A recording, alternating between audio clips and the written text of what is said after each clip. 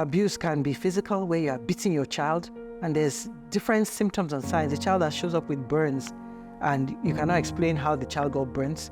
Cigarette burns, glove and stocking burns, where the child looks like the child was submerged in hot water. Marks all over the child. You see babies coming in with broken ribs because the parents have been boxing the child just because the child is crying. You see videos of parents recording their child as they beat the child and as they do all kinds of madness. It's time to stop.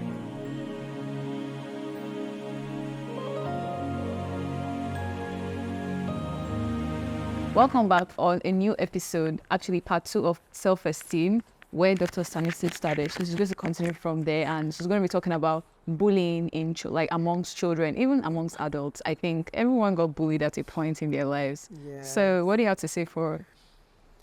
Thank you, Francisca. It's unfortunate that we have to talk about bullying because that has been in the headlines, especially since the pandemic, even more than we would like it to be. And people talk about bullying in children, but like you said, it happens in not just children, it happens in adults also. Now, it seems to be more common in boys, but I would say with social media, it has become just as bad in girls also. You have girls bullying girls, boys bullying boys, you have girls bullying boys and boys bullying girls. And same thing with adults. You have adults bullying, and bullying at the end of the day comes from a lack of self-esteem. A bully, when you see somebody who is bullying other people, that bully has no self-esteem. And to make themselves... They have no love. They have no self-love, yes. And you cannot give what you don't have. So if a child has never been affirmed, if a child has never been told that, hey, you know what? I love you just the way you are. And the reason you're like this is because that's the way God has made you, and you don't have to be like anybody else. Then that child, if you have love in your heart, you're not going to see another child and start picking on that child and trying to bring them down to make you feel better. And that's what bullying is about. You go after a child who you think is weaker than you because you think, oh, I'm bigger than this child, I can easily beat up the child. Or even if it's not beaten up, you think, oh, this child is from a different race and I can pick on them based on the fact that they have an accent. Or this child comes from a home where they might not be as influential as I am, so I'm going to pick on this child just because you think you can. And the goal of the bullying is to make the other child feel less. And the bottom line is, because you are insecure, you want to make another person feel insecure. So both of you can be on the same level. Like, so I'm not happy, you're not happy. It makes the world a better place to live. Right. And it's just wrong. It's just absolutely wrong. And sometimes you have parents that are, actually most of the time, when you have parents who don't know how to parent, that ends up causing dysfunction in the child. You have parents that are beating up their children just because they were told, if you beat the sense into the child will understand. Do you know that we have, when I was in training in residency, it wasn't as common, but that was when I was in training in the 1990s. That was when a lot of big university hospitals started developing their child abuse and neglect. It's called the CAN team. A lot of hospitals started realizing that we all needed a child abuse and neglect team in every hospital, children's hospital. And that includes a social worker, it includes a psychologist, it includes pediatricians who are specially trained to review and to go over neglect and child abuse. And that has become a whole different specialty now, where people are actually doing extra training just to be in those teams. And it's very sad and unfortunate because the reason that those teams are there is because there's a lot of abuse going on. And abuse, there's different types of abuse. You can have abuse that is verbal. If you're always putting down your child and making them feel like they're nothing, that's wrong. Parents, don't do that.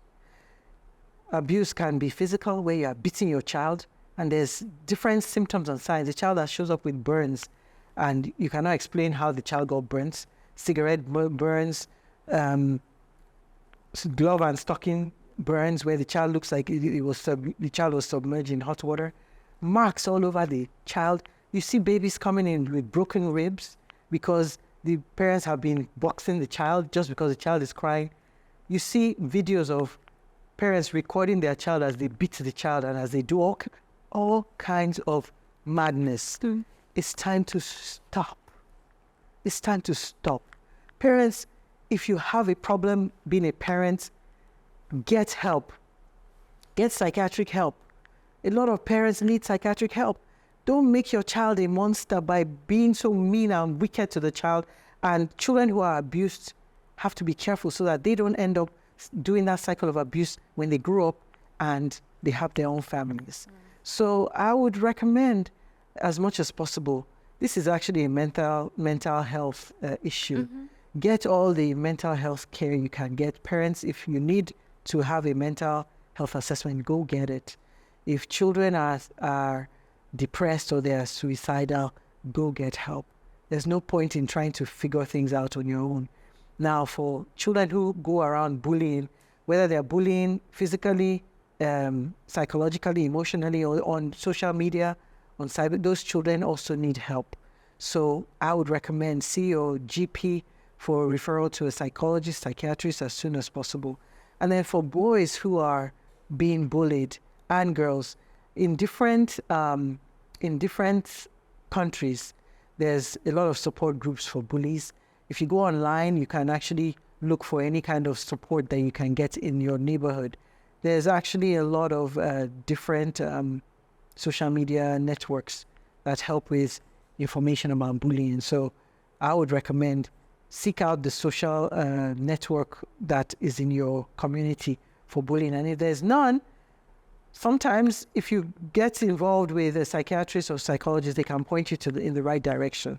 But it's a major problem, especially since this pandemic, where a lot of people were laid off, a lot of people were at home. I think divorce rates also increased, so I heard.